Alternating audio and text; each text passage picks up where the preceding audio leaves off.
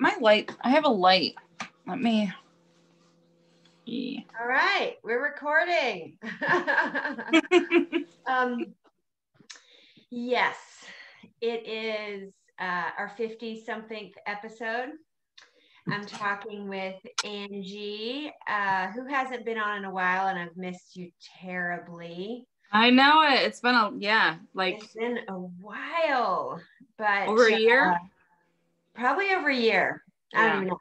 But I was so excited because she recommended No Nonsense Buddhism for Beginners by Noah Resheta. And if you're listening, this is a real easy, like 2.5 hour listen. I've listened to it twice already. And if you've ever had questions about Buddhism and went and grabbed a book that was like 900 pages long that has the Eightfold Path written in 3 different languages, it's overwhelming. Then this is a really good book because it's written in kind of like he's being asked very simple questions and he's answering them about Buddhism. And so I'm wondering, and this is Reads and Weeds, where we smoke weed and talk about books. So we'll talk about, also, let it be said that right now is a very, very historic inauguration day. Yeah. We're in between morning inauguration, and can I just say how relieved I am that it just happened and there wasn't any really glad there was no gunfire. I don't know. I mean, like, so a friend of mine, I texted a couple girlfriends this morning and was like, happy inauguration day. And one of them messaged back and was like, yeah, I'm super stressed out. And it was like this long paragraph about how, she's been having this recurring fear that we're going to witness something really terrible on live television, like the assassination of somebody. And I was just like, okay, first of all, I'm really sorry that you are experiencing that fear. Because I'm also experiencing that fear and it sucks. Mm-hmm. And it's like, there's a part of you that wants to watch because it's historical and all this other stuff. And then there's a part that doesn't want to watch because like, that's super traumatic, right? Like watching something terrible happen is really, really bad and will probably stay with you for the rest of your life. Yeah. And like, nobody wants to be witness to that. And instead, it was just very pleasant and positive. And I remember 4 years ago, so many of my friends were so devastated, and we all met at this bar, Cultivate Bar, and sat there just kind of looking at each other like, oh, wow, this is weird. How are we going to do this? Yeah. This man is our president. And that was 4 years ago. Now we're in the middle of a pandemic. Sorry. That was my speaker going on and off. Go off now. Okay. But this is very historic because Trump said he did not believe that he lost, and he told people that he didn't lose, and they believed him. And even though electoral officials were standing up saying like, yeah, we did everything right, and we checked it, and he just keeps talking about it. So it was this really crazy, it's historic because 2 weeks ago, the Capitol was, there was like a coup attempt on the Capitol, and people died. People died. So I said, yes, let's talk tomorrow about Buddhism and, the end of the suffering, because I feel like it's a very good way to do it. I did listen to some of the inauguration and everything this morning on the radio, but then I just cut it off and re-listened to the book in the middle of what I was doing because man, I'd kind of gotten to just a certain level of tension, But tell me, why did you recommend this book? When did it come into your life? How has it served you thus far? So as you know, Shelly, oh, by the way, Mike says hello. Oh, hi. It's like Robin and baby Robin, now it's Robin. And Marty, who I saw in the background for like 0.5 seconds and waved, and he didn't even wave back, but that's fine. As you know, I am the nanny to Mike and Allison Bobbitt's little one. Oh, yes. Who I absolutely adore. We finger painted yesterday for the first time, and it was so much fun. So anyways, but I guess it was last summer, probably in the middle of this, the height of the pandemic. And I was babysitting, and just, whenever I see Mike and Allison, we kind of talk about how are things, what's going on, whatever. And I was just having a really difficult time, super stressed out. Didn't know, was unemployment money coming through? Was my job still going to be there? Just everything. And Mike suggested this book. So I started reading it, and I was like, holy shit, this makes so much sense. And I read it twice before I gave it back to him. And then I downloaded the audio version. And I've listened to that a couple of times. It's really, really good. And it's written in a way that's really easy to understand. Like, I think, for me, Buddhism has always been something I've been interested in, just because, oddly enough, my Catholic grandparents had a smet Buddha statue in the living room. Buddha? Smet? A smet, like a, smet. What does smet mean? Cement. Oh, cement. Yes. The word I was hearing was like S-M-E-T. I was like, smet. Wow, I've never heard of smet. I wonder if that has something to do with, oh my God. Okay. Cement Buddha. Your grandparents. Go. Yes. So they had this very large cement Buddha statue in the living room that I had always loved. And she gave it to me, a few years ago. But I guess I always just kind of thought, whenever, I thought about Buddhism, that it would be really difficult to understand, and it'd be so complex. And after reading this book, I was like, oh my God, it's really way more simple than I thought, and it makes a lot of sense. And this is just a really, really good book. So yeah. So this, before, when you said you'd been interested in before, my first question was like, what was your view of it? So in the past, you had never delved into it before this book, because you just kind of blocked yourself, like, that seems hard. And then, so this was the first time you really delved into like what it was about. Pretty much. Yeah. Okay. Yeah. So I feel like I dated a guy for a while ago, who was really into Tibetan Buddhism, and he goes to a center here in Ann Arbor.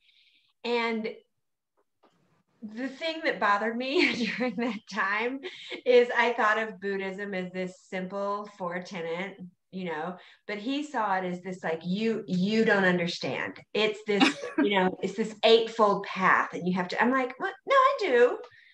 I get it. And what I was trying to say is, even though it's not a proselytizing, like, you should follow me and believe in my God, it's like a practice, and that's addressed in the book. I think if you're a practicing Buddhist and somebody says, tell me how it works, you should have an elevator pitch. Right. You should be like, oh yeah, well, it's about accepting that life is suffering, and and then kind of becoming unattached to the outcomes of things, and kind of observing your feelings and reactions to things that cause your suffering. And I feel like you can do an elevator pitch for Buddhism, and it's a great idea. And this is like the closest thing. And when I dated that guy, he would make it seem like, no, you have to meditate with a teacher for like the next 5 years of your life before you'll begin to understand. I'm like, yes, I'm not trying to be Buddha, right?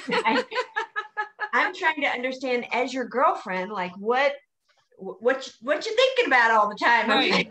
You know, like, and it's working, because like other people just throw their religious type stuff right in your face. And I'm asking you, like, what is this that brings you this peace, or that you're trying to get to bring you peace? And he couldn't give me the elevator pitch, and it really bothered me. So what I loved about this was it, no question. So tell me if between the two of us, I feel like we should be able to do a summary. But basically, he is. Oh, you know what? I guess I could look up the chapters on here. But what I like about the book, like I said, if you listen to it, it's only 2 hours and 30 minutes. And he starts with just like, who is Buddha? How did he get that name? Is everybody kind of Buddha? And I see the big fat happy Buddha. Which one's he? I see the one with the long earlobes. Which one's he? Yeah, and yeah. I would encourage anybody who's ever been afraid to ask about Buddhism, who's like, I grew up in a Southern Baptist area. And so nobody was really talking about Buddhism. When I was growing up, I didn't really learn about other religions probably until I was 19 to 25, you know, like and so if you've grown up with your thing and you've been nervous to even ask about other things, what is lovely about learning about Buddhism is they're not selling you a god. Yeah. It's a practice. And so does that sound right? The way I just described it? What would you add? I loved, I was thinking about that yesterday when I was listening to it, that I love that about Buddhism is that it's very much like, hey, like it's more like, hey, let's kind of like be friends and be cool with each other and just be happy. And oh, that's not how you want to experience Buddhism? Oh, you want to do something a little bit different? Okay, that's cool. Yeah, but we can still be Buddhist. And like, you think about other religions and it's like, no, you know, that's not how we do it in Catholicism. Right. That's not how we do it if we're Baptists. You know, they all have these beings that they worship and that everybody has to worship that one. They all have a set of rules that in a very specific way. Yeah. And Buddhism is just like, hey man, like what I really liked in this book was when somebody was talking about, I think one of the questions was about taking drugs and like being under the influence, and how they were like, well, you know, you really shouldn't put yourself in a position where you're not all there, but also, you know, if that's the way that you experience, you know, whatever, if that's the way you want to meditate, if that's the best way for you to meditate, then that's cool, man. Just, you know, and I it's just crazy because that's not how other religions work. And this one is just like, yeah, dude, whatever, everybody's cool. And I wouldn't even say, I mean, I guess the definition of religion is like, it's such a hairy ball. You know, it's like the trying to define exactly what it is. But what Buddhism is a set of teachings and practices about how to live. It's not a god. Buddha's not a god to worship. When most people talk about Buddha, they're talking about a prince that was born, and once he experienced the outside world and understood suffering, he felt the need to understand why there was suffering, and it led him to disciplines and meditations and working with teachers to suddenly understand that there's always suffering, and sort of the resistance to suffering, like wishing things were different, makes the suffering double. Like if you stub your toe, it hurts and you're suffering. But if you just spend all day wishing you hadn't stubbed your toe, then there's double. You're living your entire day in misery. And and so it's like taking the what suffering is and accepting it, and then understanding that you don't have to create more. You don't have to create.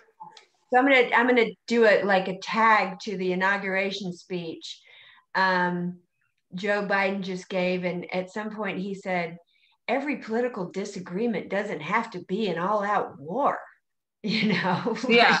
Yeah. You don't have to make such a big deal out of everything. And I was like, oh my God, that is what has been so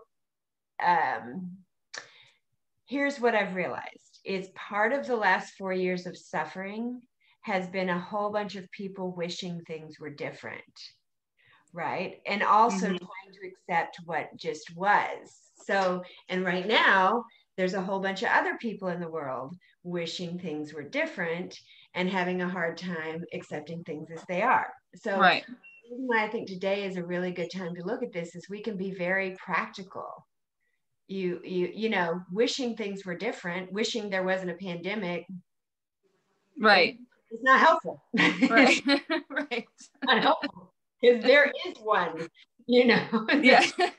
Deal. So now what? Now you can go like, oh, well, moving on. Right. Exactly. Yeah. So I have to ask you, I'm going to get so I feel like you're looking up something. Were you going to say something?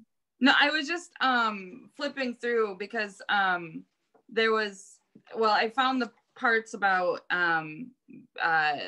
intoxicants. And you know, read that because I don't remember that part. So the question is there similar room for interpretation of the fifth precept about intoxicants? Do many Buddhists drink alcohol anyway? He says, once again, some do and some don't. That's what happens when there are no absolute mandates. While the fifth precept is about avoiding intoxicants that cloud the mind, it doesn't necessarily mean that alcohol is prohibited. Some schools of Buddhism will suggest avoiding alcohol completely, while others will suggest not drinking past the point of being mindful. As with any action, it's important to understand the intent behind one's drinking. Some people drink as a form of escaping their reality rather than confronting it, understanding it, and accepting it. From the Buddhist perspective, that's an unskillful approach to life that can cause unnecessary suffering to oneself and others. One of the main objectives of Buddhist practice is to gain greater insight into the nature of one's own mind, and this task is nearly impossible when the mind is clouded. They said, you know, they don't. Is that near the end of the book? Is that near the end of the book in the eightfold? Yeah. Okay. Yeah. Okay. All right. So he says, you know, the clouding your minds or judgments with alcohol or drugs isn't generally seen as moving closer to enlightenment, but you know, it's not something that they're super strict on, you know, so it's very different. You know, Buddhist monks are very different than, you know, our, you know, Catholic priests in those ways, because it's like, they're like, yeah, you probably should abstain from these different things, you know, from intoxicants, sexual misconduct, incorrect speech, you know, stuff like that. But also, if you do, and you have a reason for doing what you're doing, then, you know, we get it. Like, it's cool. We want you to notice if that thing is causing you suffering. That's right. We don't want to shame you. We don't want to kick you out of our church for being that way. Right. We don't want to have other people shame you and not let you into our universities or churches if you're like that. We want you to see if that is a cause of suffering. And if so, what are you going to do? Right. Figure it out. Yeah. Figure it out. So yeah, it might be easier if you really do want to figure it out, not to have those things. Right. Yeah.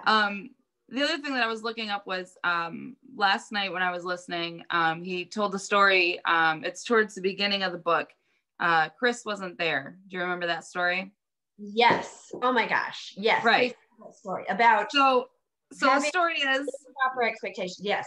Yeah. So the story is that he was he had been emailing back and forth with this person that he needed to do some business with. And this person's name was Chris, and they set up this meeting, and he shows up and he's looking everywhere for this Chris, and can't find him. And he's thinking, you know, basically, what an asshole. The dude stood me up. He's late. You know, he's got no regard for my time, blah, blah, blah, blah, blah. So he sits down and he gets ready to call Chris and kind of, you know, figure out what's going on, when this woman turns and says, "Are you so-and-so?" And he was like, "I'm Chris." Yeah, duh.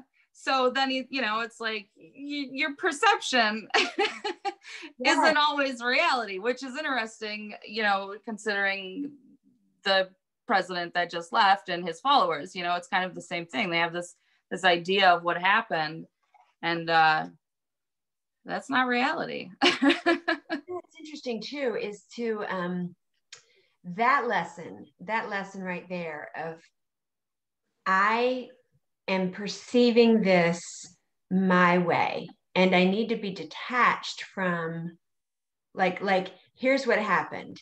I got cut off in traffic. Now your perception might be, what an asshole, right? But then he says, well, what if that person had a medical emergency? What if that person just got devastating news? Whatever. Right.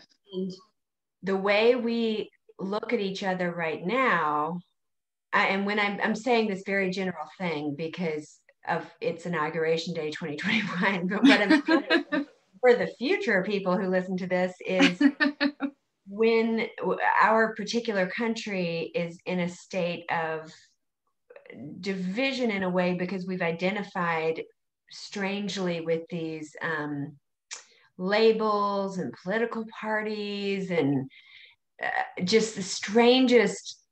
It's strange. Like it's we're opposing sports teams that have just taken it way too far, and we don't even care about the game anymore. Everybody just wants to win, or it's just such a strange time. Sometimes we can look at another person and think wholly the wrong thing. So one of the things about becoming unattached from your version of reality is it's probably wrong. You know? So becoming, there's a very comforting thing in being able to detach from an emotion in the last couple of years, especially. Yeah. Being able to just kind of detach from that person that's sitting over there freaking out and worrying and lonely and isolated and unsure of the future, and just go, oh, well, those are just feelings, you know, feelings come and go. You're also a person who's provided for. You're also a person who's healthy right now, has friends they can talk to, has a safe place to stay, you know. So I can make a choice how to react. So I don't remember what section it's in, but it's like there's the suffering, then there's the observation of the suffering. Is that right? Like, I think so. It's, oh, there's me. I'm sad because that person moved away out of my life. I don't have to be, you know, it's not automatic that I have to choose devastation and sadness. I can step away from it and understand that it's a temporary emotion that doesn't have to consume me. There is right. sadness. I can accept it. I don't have to try not to be sad. And I also understand that because I'm sad right now, this is weird to say, but I'm sure a lot of people can relate. Sometimes you have to tell yourself, just because I'm sad right now doesn't mean I'm going to be sad forever and ever. And right. You can get that idea in your mind of impermanence. This situation will change. My feelings will change. My cells right now at this very moment are changing into a different person. My hair right. is change. Technology is going to change. Everything's going to change. And so believing that this current state of suffering will not go away is something to be mindful of, because if you can realize the impermanence, then you know it's going to be okay. You know, you can lift right. out as a very practical thing to do. Right. So you were talking about the Four Noble Truths, right? Mm-hmm. Okay. So they're the truth of suffering, the truth of the cause of suffering, the truth of the end of suffering, and the truth of the path that leads to the end of suffering. Yep. Which was, yeah. So the acronym is ELSA: embrace the instance of suffering, let go of the reactive pattern, see the stopping of the reactivity, and act skillfully. Yes. So I have to tell you, I had a really good friend who is actually in the cannabis industry, Mark Passerini, great guy. And I'd gone through this breakup that really threw me for a loop. And when he caught me, like when we were catching up, I was still in this state of mind of like, I am insane. Like, how can I not see this coming? I feel like, what was I believing the last year and a half? Like, was I so far off? Like, was I living in like like, so later, you know, and I just was so floored and heartbroken and everything. And I wanted to ask him, I wanted to talk to him about it, but I was so emotional and consumed and everything. He's like, well, can you detach from that and just get curious? Because you're a person who likes to learn. Like, can you like step out of it and look at yourself and go, I wonder what happened there. Wonder what I have to learn from this, you know? Wonder if I actually saw any of that coming. I wonder what he's feeling. You know, like, can you detach from it and just get curious and replace sort of like the freaked out pain and loneliness and reaction? Like, my reaction was like, how could I feel any other way? Of course I feel this way. It's insane. I just was but he was like, well, you could just get curious about it. And as soon as I like detached from like the need to feel my loneliness and like the need to like, I've got to scream myself through this. Yeah. I detached from that most extreme emotion that I let myself had, thankfully. But it was like, oh, I am curious. I feel like I could actually pick up the phone and call that guy and say, hey, I guess I just have a few questions. You know, my notes. Not to fuck up next time. If we could just go through that, you know. And it brought me peace, you know. So when I think about the very practical application of the noticing of suffering and the accepting of the cause of suffering, it's good practice. Yeah, but so my question then is this: you made the decision to call him and you know, detach from emotion and say, hey, what went wrong? Can you please talk me through what happened? And you were lucky enough that he was like, yeah, for sure, let's chat. I never called him. Oh, but you okay, so but you just my point was, what happened had happened and I was reacting, right? Yeah. I was in this slingshot reaction where I was just like, you know, just like I was that person who got cut off in the car and I was going like, what's that asshole doing? You know, like I was. And so I didn't need to call him. I just needed to change my mind about my reaction to it. And I needed to notice that my reaction was a choice, right? Yeah. Because I sat down with another friend and realized that the boyfriend before him that I was so heartbroken about, like within 2 weeks, I was going, shit, I dodged a bullet there. Woo! I almost stayed with him a long time. Yowza, you know, and was so grateful and really just needed to see the impermanence thing. Like, I'm not going to feel like this person ruined my life forever. Yeah. And there's evidence in my past. And so just what my point wasn't that I needed to call the guy and actually do it. My point was, and maybe we did have like a conversation later. I can't even remember. My point was that I was able to notice that I had chosen an extreme reaction. Gotcha. Like, it's yeah, not, that makes sense. you know, you don't have to lose your shit over everything just because you've lost your shit over everything.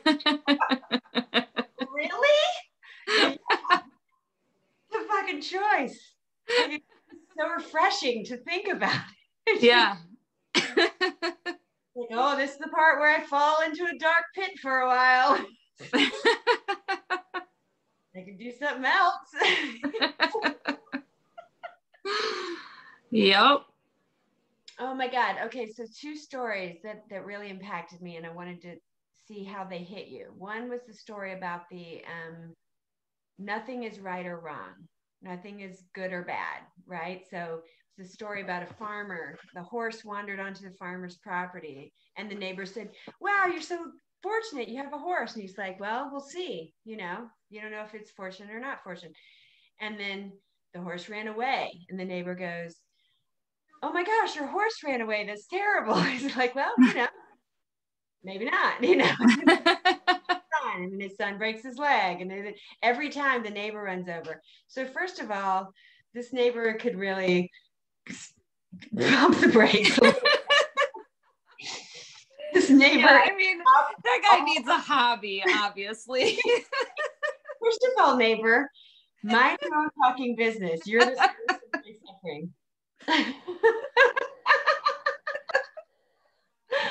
But also, in addition, it's good because sometimes people think, "Oh, this happened. I lost this job.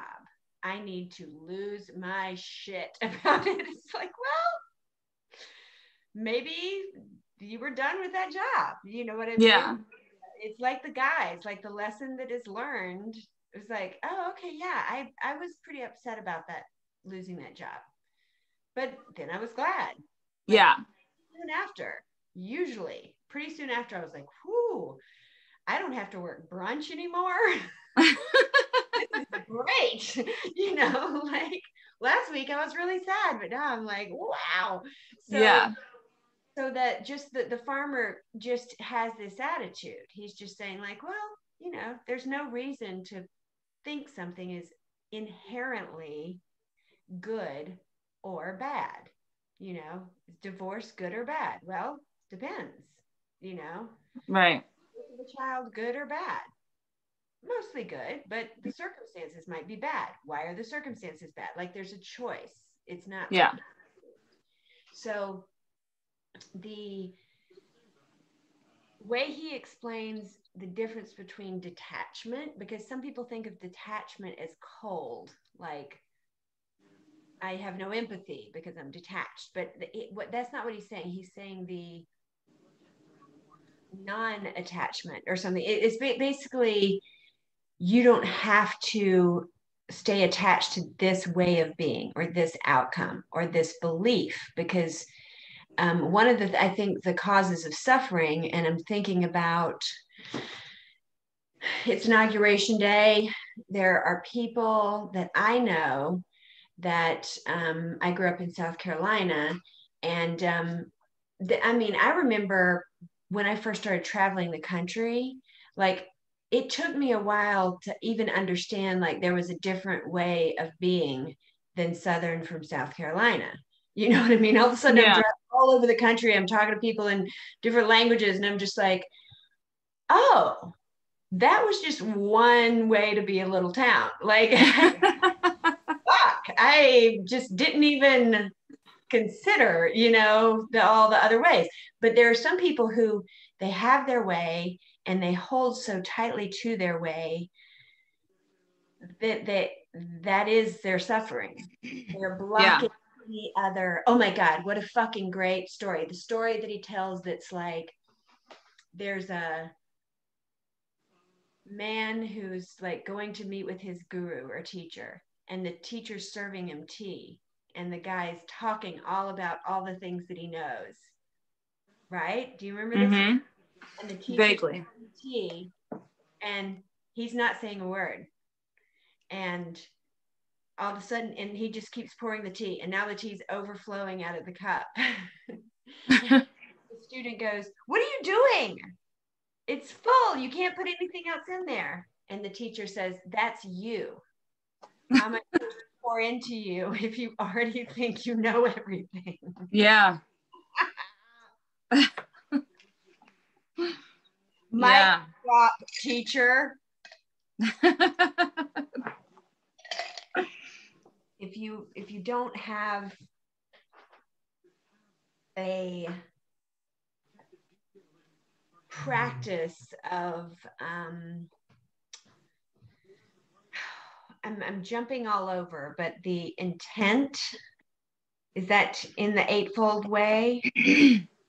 The intention behind what you're, right intent. I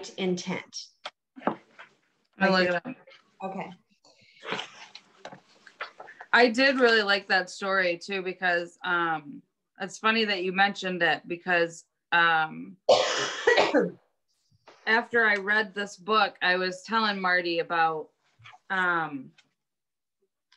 oh, that's funny. That's right on the page that I was just at. I was telling Marty about that story because it was just, we had some house things going on and, whatever. And it was like, this happened and this is bullshit because of blah, blah, blah, blah, blah.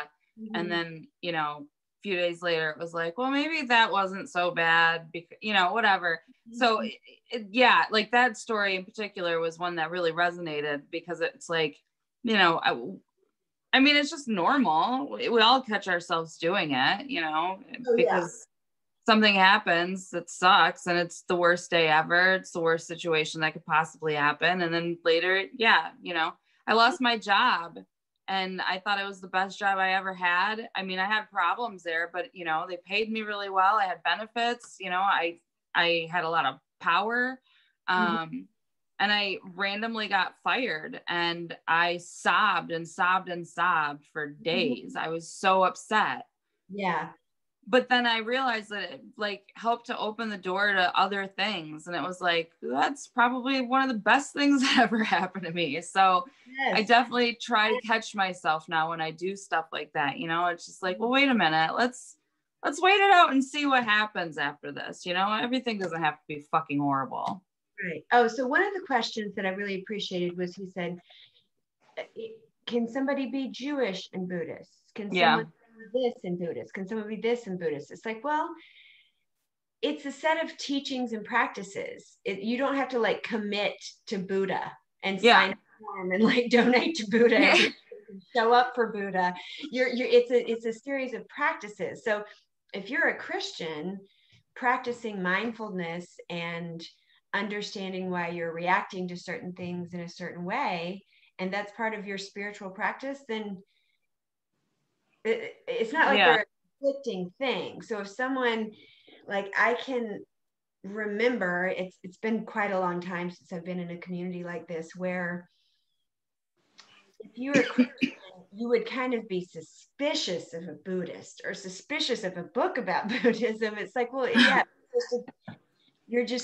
it's a way of observing yourself, and it's a way of understanding why you're miserable. And if you don't look at it, it's like you have to discipline yourself to see how you see the world. And you can only do that by understanding that the circumstances aren't causing you suffering past a certain, if you're freezing to death or you're starving or you're in an abusive situation, there's certain circumstances that cause suffering. However, a lot of people are suffering in fine circumstances, completely without their needs met. So it's obviously not circumstances. So then it's, if you are trying to find sort of a path to peace and a detachment from suffering, then it's worth, no matter what your background of religion is, I think it's worth looking into these practices, because then you're actually, I guess, taking responsibility for your thoughts, and then that sort of leads to taking responsibility for your emotional reactions and the way you treat other people and the way you treat yourself. If you don't take the time to observe those behaviors, then you're just kind of suffering and reacting, and you don't. Yeah. It's like the world is tossing you all about, and you feel like the world is out to get you or something. Like, Right. why are you fucking with me right now? I mean, I think too, like, honestly, when you really boil it down, like, to me, Buddhism is just about like being fucking nice to people. You know what I mean? Like, it's like, that's really what it comes down to. Like, stop reacting to everything. Just be kind, act with understanding and grace. Mm-hmm. And everybody will stop suffering because everybody will be happy. Like, to me, that's really what it all comes down to. And that's why after I read this, I was like, wow, this is way more simple than I thought it was. And I don't mean that in a negative way. I mean, like, it really, it's more complicated. It doesn't have to be. That's right. Kind of the point. It's like, yeah. So I have to ask you, there's this analogy that I don't just fully understand. I think I do understand the analogy. Like, the story was so funny that I just cannot get over it. I'm going to try to get through it without losing my mind, because I'm kind of high and I might start cracking up. So you're on a hike, and it's really beautiful, and you're walking by the stream, and you're so loving life, and then all of a sudden a bear jumps out, and you're like, oh shit, I'm regretting going on this hike, and I'm freaking out, and I'm thinking about my kids without me, but then the bear takes off his head, and you realize it's just a person dressed up as a bear. Like, what is going on with this story? And what he's saying is, what if before you went through the woods, I told you, like, oh, just so you know, there's kids out here that like to dress up as bears. Then you would still be surprised, but you'd be like, oh shit, you guys got me. Wah ha ha. Instead of thinking that you were gonna die. So this is a story in the book. And I'm just like, why are there people dressed as bears in the woods? Oh, yeah. Let's detach from this reality and just find out what the hell is going on with all these kids in America. No big deal. But I just have questions. Yeah, well, I guess, okay, yeah, I understand your confusion, because it's yeah, just I don't know. He's talking about accepting the idea that somebody's going to jump out at you, and like, get the lesson, and like, hilarious. Yeah, like, he says it's there and it's scary, and at some point it's going to jump out and startle you, but it doesn't have to utterly terrify you.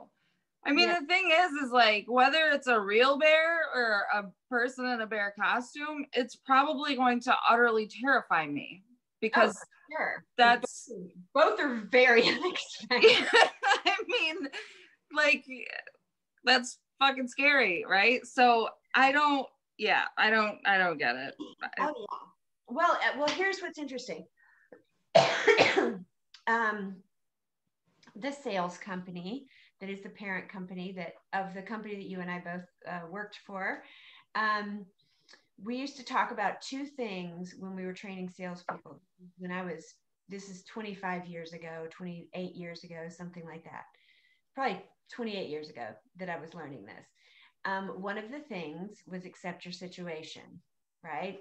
That was what we taught students selling things door to door, was accept your situation. Because if you had a kid who was just like, so it's 100 degrees out here, the houses are really far apart, but I guess I'm supposed to go see 20 of them. Okay, I'm going to go do that. Oh, you know what? I got blisters on my feet. I guess I should wear different socks. Okay. But then there's another kid who's like, why is it so hot? I wish it wasn't so hot. I hate these shoes. I don't like the town I'm in. Like, they just wished everything was different all the time. And they suffered, they suffered. Yeah. The kids are in identical circumstances. often, like literally two opposite sides of the same town. One kid's just going like, well, I just asked somebody for something to drink, and the other kid, I was so thirsty all day. And he's like, you ask people for something to drink, like one kid just accepted the situation. And that's how you could tell who was going to have just like an easier time dealing with shit, is the person like, well, my car broke down and I got kind of nipped by a dog and I forgot to put on sunscreen, so I kind of got sunburned. Like, that kid was going to be fine because they just accepted the deal. It rained on me, whatever. It's not like the gods are against me. Like, they just decided to react like the world was against them. So that's something that we used to say. And we also used to say, sort of prepare people for the worst. So the bear story reminds me of like the way we would train salespeople. So, okay, we would say like, just so you know, you're going to go out there, you're going to be homesick, you're going to get sunburned, you're going to get bit by a dog, your roommate's going to quit, everybody in your town's going to hate you, it's going to be 100 degrees, you're going to get blisters, you're going to be hungry. You know what I mean? I'm going to tell you every single thing I can think of, because if it happens to you, I don't want you to be like, you never told me that my tire would go flat. Yes, I did. Right. Here's our list of shit that's going to happen to you. So that idea of like, just accept, like, don't. So the reason why I'm against like anything that smacks of too good to be true, somebody going like, I can't believe how easily I lost 43 pounds. I already don't trust you at all. Like, you're not being honest with me. And so our method was like, just be brutally honest. And that way, when somebody goes, you don't want somebody to say, you didn't tell me it would be so hard, I'd want to quit. I'd be like, yes, we did. Yeah. Very first meeting, I said, you shouldn't do this. It's too hard. You're going to want to quit. And you were like, no, I'm number one. And so just accepting that I think it was the phrase we used was, what makes it hard is if you expect it to be easy. Yeah. Like, if you don't go out there expecting it to be just like easy, then it's not that surprising. Right. Yeah. I've been trying to be more like that, just with the mindset of, literally anything can happen. I mean, we survived 2020. So I feel like, it should be uphill uphill from here, right? Like, good stuff. I don't know. But like, I'm also trying to be more accepting to the fact that, let's take the hills out. Let's say smooth sailing. All right. That works too. But like, I'm trying to be, I'm trying to just be like, I mean, whatever happens is going to happen. And, it's up to me to react or not react. And, nothing else is going to change that. Like, it doesn't matter. I really liked this book too, because I have road rage. And, at the beginning where he talks about, cars cutting in front of you, and you mentioned it too. I thought about that a lot, and I still do. I think about it every time I get in my car, hey, you've got a place that you need to be at a certain time, and so does everybody else. So you're just going to drive and you're going to take it easy, and whatever happens, happens.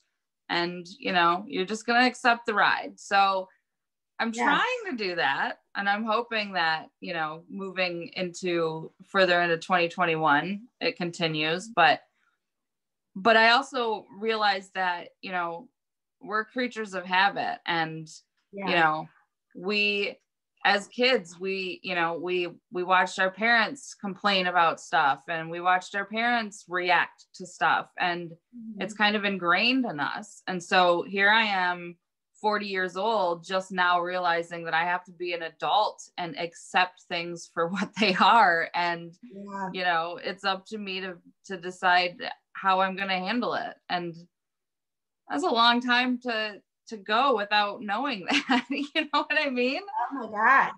And I feel like so many, being detached from an emotion by habit, I think, I'm trying to find an example. Like if you consider yourself proud to be an American, for example, and when you say I'm proud to be an American, you have this image of like a bird and a truck and a flag and like sort of like I'm proud to be an American. Then I'm like, well, where did that come from? My curiosity is like, why is that part of your identity? Is this just could it possibly just be pure marketing? Just like people selling you hot dogs and beers and baseball over the years, and they attach it to that image, and then they attach it to a tank, and then they attach it to a recruiting video for the army, and then they play that song when they show that image. Like, could it just be that? Or are you really, you have like a love for the vibrancy and differences that this one big body of land, those are two completely different things in my mind. Like, yeah. It's interesting to be an American because we live on this giant, beautiful piece of land that we can travel all around in. And it's kind of a crazy, weird melting pot. And there's so many different types of people. But it's also, I don't understand that sort of American flag eagle. Yeah. Patriotism where it's like an angry, like, I'm a patriot and you're not, even though you live in America. Yeah. Yeah. I like more than you. It's like, well, why are we even competing on liking it? I don't know. I didn't know that's what we had to do. I don't know why you feel like you have to be more an American than me. I don't. Yeah. Why we have to be competitive about it is, yeah. So what's really weird about that is that because I was born on the 4th of July, people automatically assume that I'm this very patriotic human. And I remember growing up, whenever somebody would be like, oh, well, when's your birthday? And I'd say 4th of July. And they'd say, Independence Day, baby, huh? Boy, aren't you a patriot?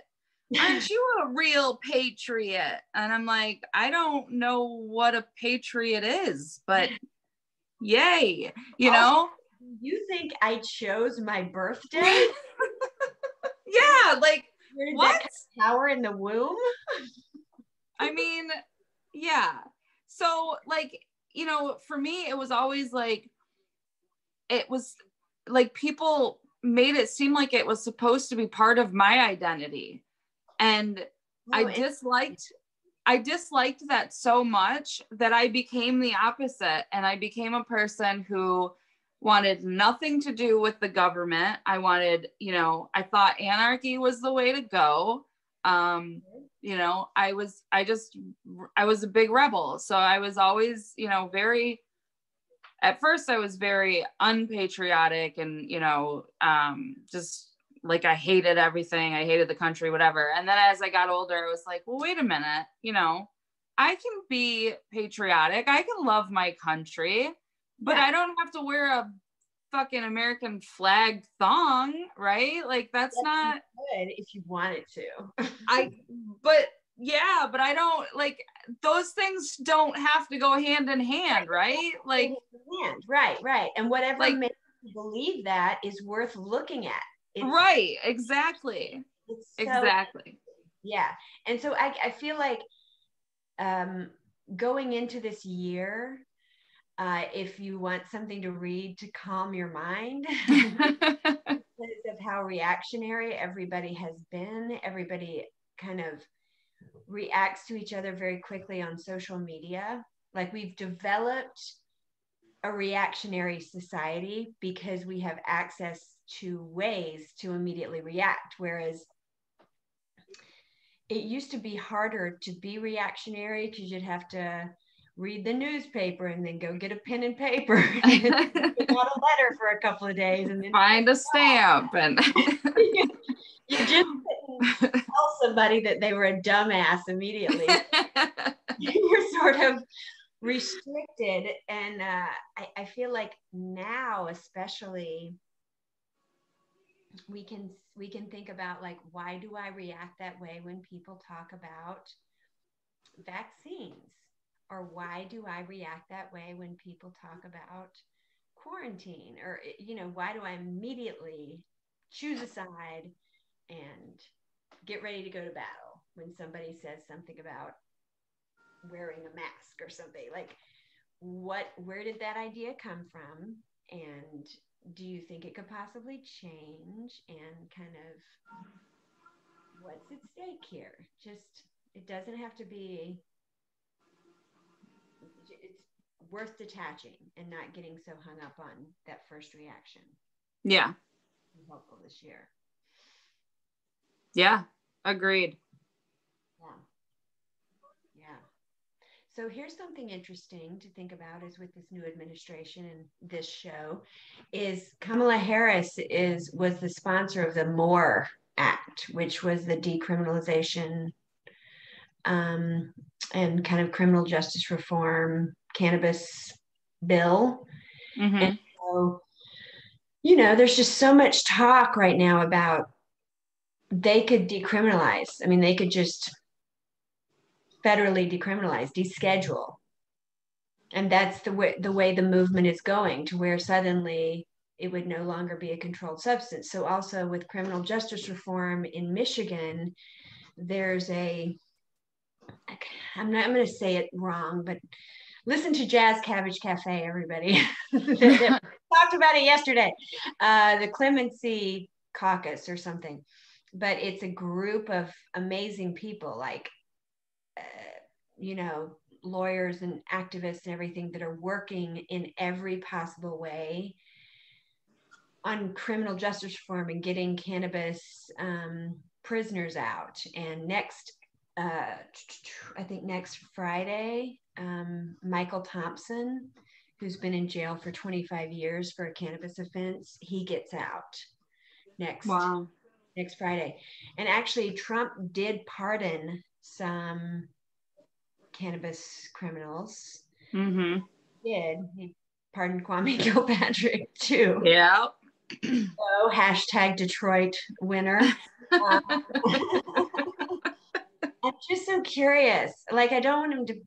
I'm just curious. Like, what is he doing now? Anyway, so I kind of just got totally off track, Angie. I just don't even know what I was talking about. Hey, man.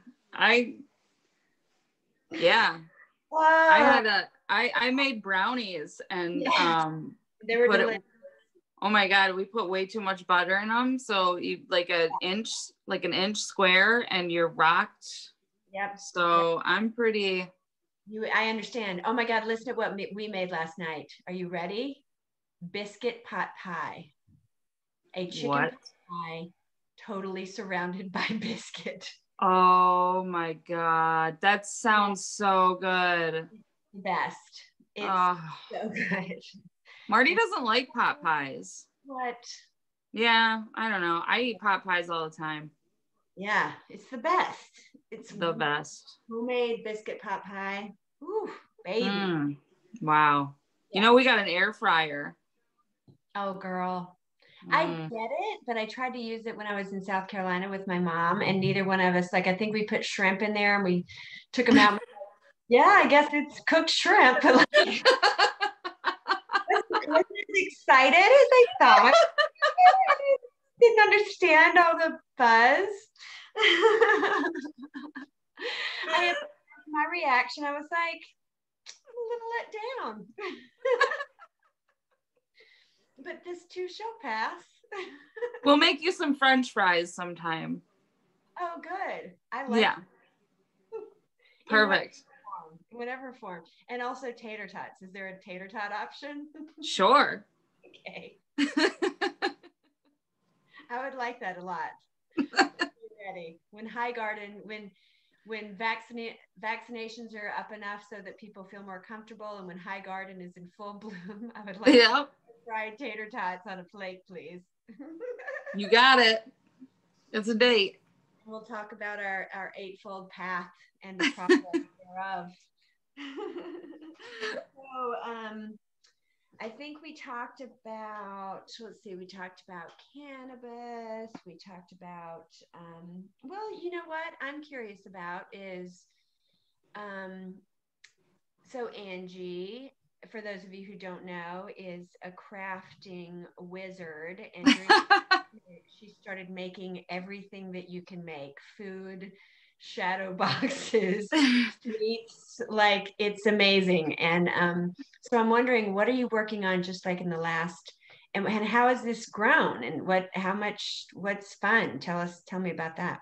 So, yeah, it's all fun. I, like many other people, needed to find something to occupy my time and brain with during quarantine. So, I got a die cut machine and figured out how to use it. So we make shirts and shadow boxes. The shadow boxes are really cool because they're lit up and just really kind of amazing. Lit up and lit. Yeah. I'm wearing my new shirt that I just made. Stand up. Oh, Shelly made me stand up. I'm a little high maintenance. Yeah. So that's my new one. Black t-shirt, a sweatshirt. What is it? It's just a shirt, long sleeve shirt. Okay. Yeah. And then I made another one that says, I don't smoke with racists. Mm-hmm. So yeah. I have a coffee mug that you can smoke out of that says I'm a little high maintenance. Ooh. With a pipe in it. Yeah, they exist. I gotta see that. Your head's blowing off. I know it. That sounds amazing. That's so cool. Yeah, we're we just make shit and create stuff and just do whatever. Where'd you go? Shelly? Uh-oh. Oh, yeah. Oh, there you are. Yes, you were frozen for a minute, and then I think I was frozen for a minute for you.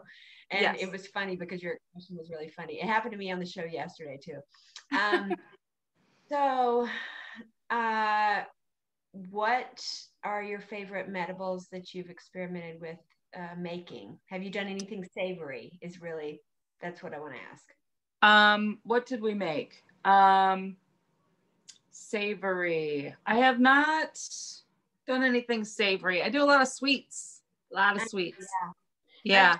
I've done these really good, like yummy, like turmeric, coconut, saffron muffins with cannabis butter and cannabis honey.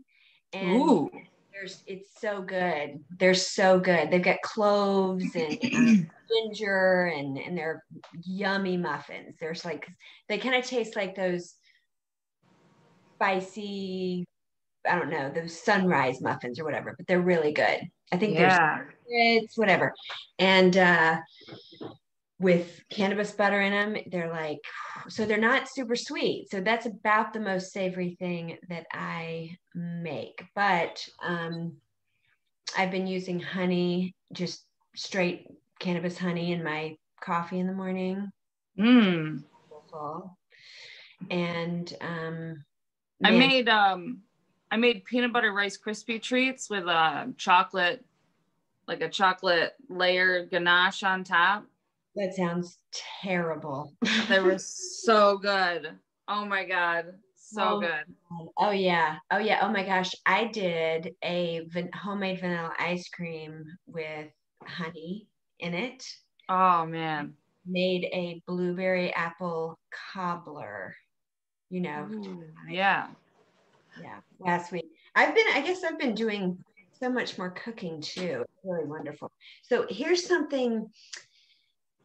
This is, just to kind of draw it back to the book for a second. This last year has been such a good time to practice these exact things, like accepting the situation of we can't go anywhere. Yeah.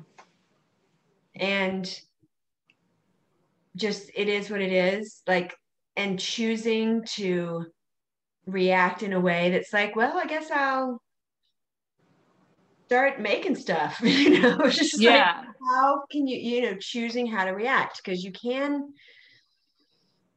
I mean, we've seen every possible type of reaction in the You know world. what's really funny about this? So, as you know, I have some really bad anxiety issues, right? And it's an ongoing struggle and whatever.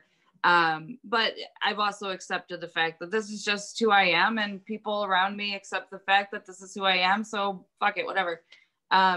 So when all of this was going down last March, I was like, this is gonna get bad. And other people were like, no, it's not. It's gonna be fine. I'm like, no, this is gonna get bad. Like I just know it's gonna get bad. And I had a few moments of like brief panic, but for the most part, it was just like, I've been preparing for this moment my entire life, like being this insanely, anxious person. I was like, okay, I mean, I've been through worse, probably. Like, what's a pandemic? Okay, so I have to stay home. Fine, all my stuff is there. It's cool at home, like I pay to live there, so it's fine, whatever. And then it became, well, now you can't go to your job, and it was like, okay, so does this mean people are gonna live? Fuck it, whatever. And it was just one constant adjustment and readjustment after another. And thankfully that was the reaction, because it could have been the complete opposite. But yeah, I mean, I don't remember where I was going with that, but no, we were talking about during, like, the way to practice these habits, these principles. If you were wanting something to help bring you peace during these last 8 months, then I would read this book. I would say read this book. Even if you already have a prayer practice, even if you think of yourself as a Catholic, or even if you think of yourself as a Baptist or Hindu, it's just understanding why you suffer, because our delusion is, once I get this thing, or that person, once this circumstance change, then I'll be happy. I won't be suffering anymore. Right. So that is the delusion. And once you can accept the fact that it's not a downer to say life is suffering. It's just, from the second you're born, you're like, I'm hungry, I'm helpless, shit. Like, and it just keeps going forever and ever. Blood's coming out. What the fuck? It just keeps going. So if you think it's going to stop at some point, like at some point you're just going to be like problemless or stressless, I'm going to remove all the stress from my life. I'm like, no, you're not.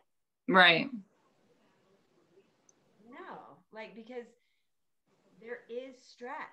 There's just the sort of, even if you look at a plant pulling up out of the ground, it's like, it's a little bit stressed. It's like how it grows. Like, it's not resisting it. It's just doing it. Right. So not wanting, like, some people just don't want to grow old, they just don't, or they don't want to face that reality or whatever. It's like, well, you're going to have to, like, think about it.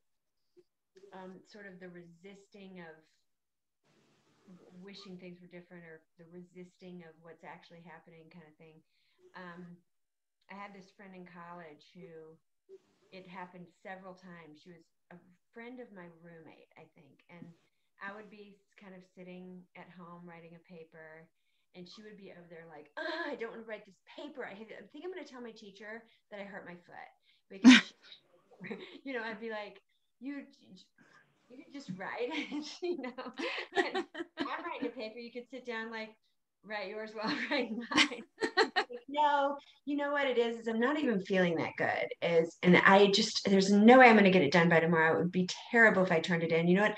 I'm going to go. So she spent so much time thinking about how to get out of writing the paper, like that we were done with our papers. By the time she figured out, it took her longer to find an excuse about why she didn't want to write the paper.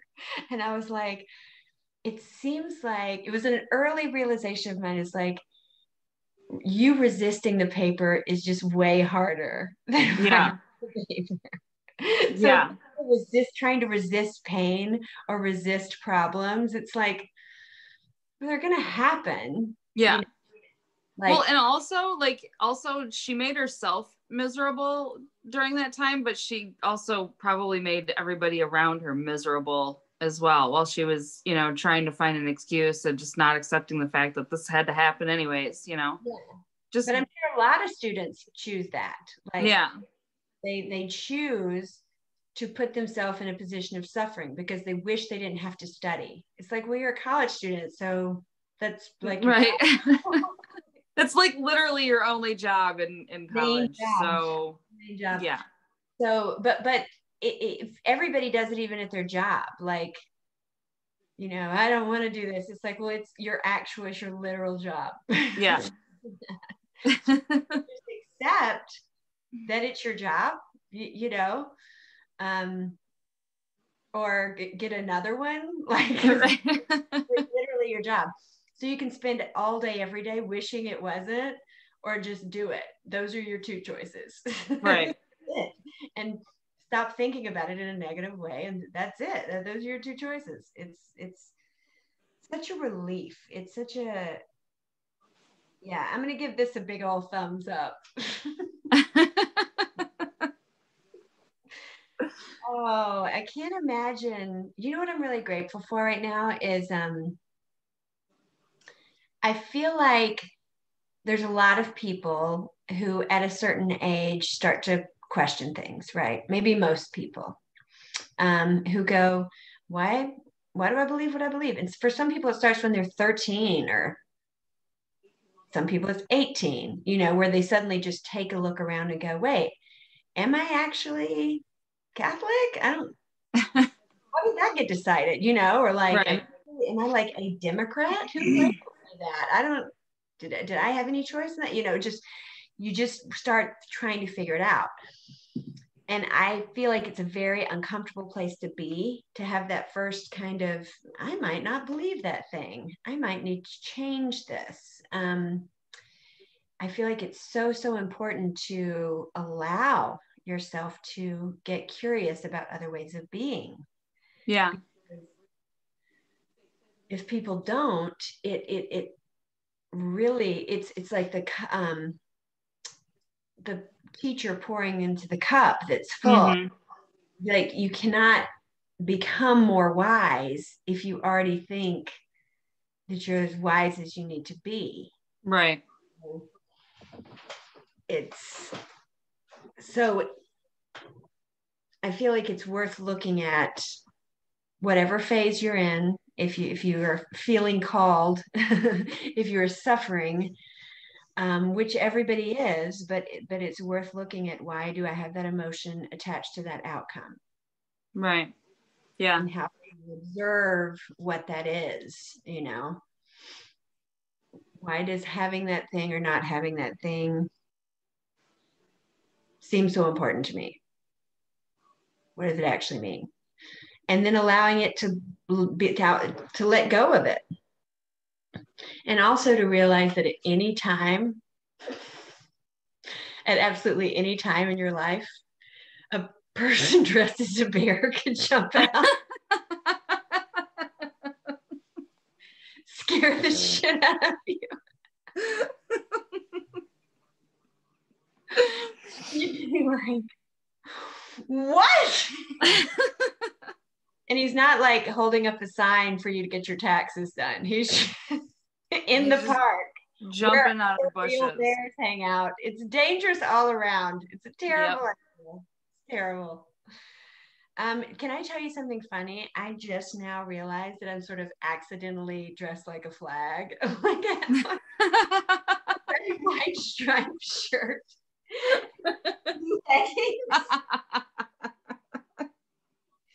I'm like a flag right now. Yeah, you are. Look at this. You're very patriotic today. I'm patriotic. You are a true American. And underneath this, I have on an American flag bikini. And underneath the American flag bikini, I have an American flag tattooed where a bikini would be. Dude,